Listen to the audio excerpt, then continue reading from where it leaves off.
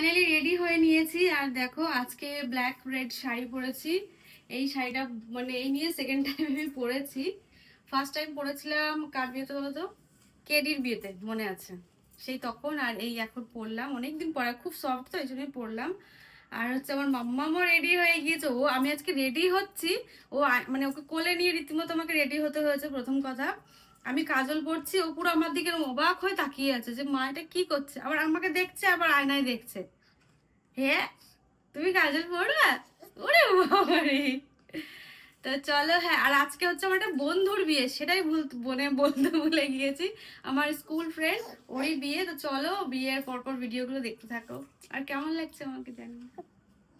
শুধু মাকেই দেখাবে, আমাদের আর দেখাবে না মা, বুঝছো বাবা? আমাদের আর দেখাবে না বাবা, তোমাদেরকেও তো দেখাবো। না বাবা। ও এই আমাকেই যে দেখছে, এই যে আমার মেয়ে আর আমি, ও আমাকেই দেখছে। ঠিক আছে বাবা?